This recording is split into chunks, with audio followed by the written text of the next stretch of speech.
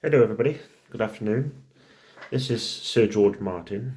Now I'm best known for my work, firstly working with comedy groups like Peter Sellers and the Goons, and then I later worked with a famous band you might have heard of from Liverpool called the Beatles from 1962 to 1970 at Abbey Road Studios. And I've also worked with the likes of Elton John on the song Candle in the Wind, which happened to be the best-selling single of the 20th century. So it was a great achievement to work with him, And but today I'm going to do something quite different to what I've done before in my musical career.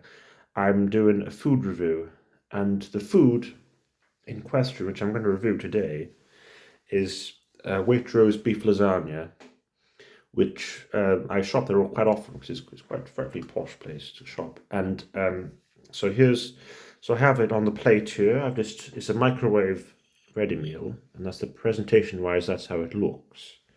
And so I'm going to give it a go and tell you how I feel about it. My thoughts. I'm going to add some salt and pepper for a start. It reminds me, of when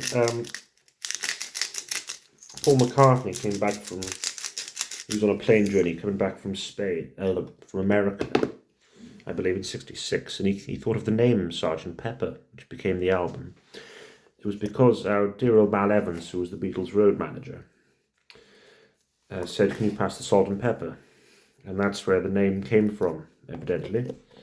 And it became, a frightfully good album. They say it's the first concept album, and Paul had the idea of, saying to the boys, we should make this new. We've stopped touring, and we should make this new album under a new alter ego.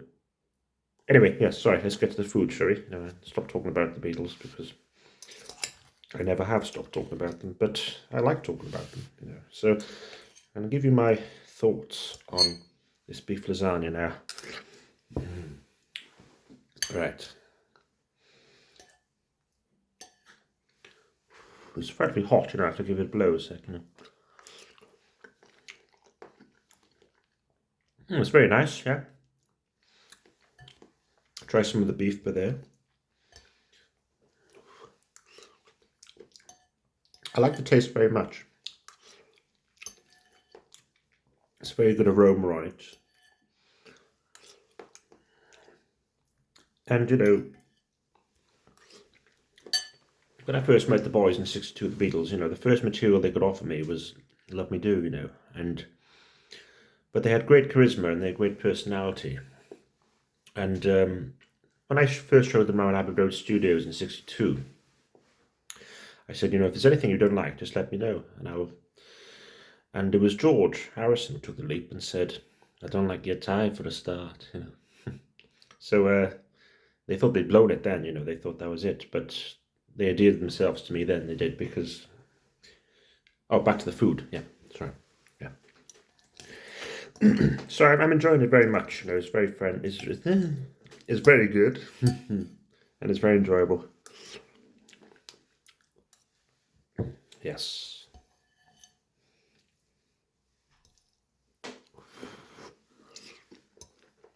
It's a very pleasant meal. I'm just having a Stowford Press on this Sunday afternoon, because it's the day of rest, and it's very enjoyable cider as well.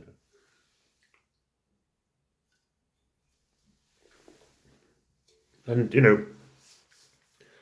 at the end of Let It Be, Let It Be was such an unhappy record, although there's some great songs on it. I was quite surprised. I thought that's the end. The Beatles are not going to work together again, and I thought, what a shame to go out this way. So I was quite surprised when Paul rang me up and said, "We want to make one more album." And I said, "Well, yes, John will be included." And that turned out to be Abbey Road. And it was happy because nobody knew for sure it was going to be the last, but everybody felt it was. The Beatles had been through so much. It was a long time. I'm going to get back to my food now. So, yes.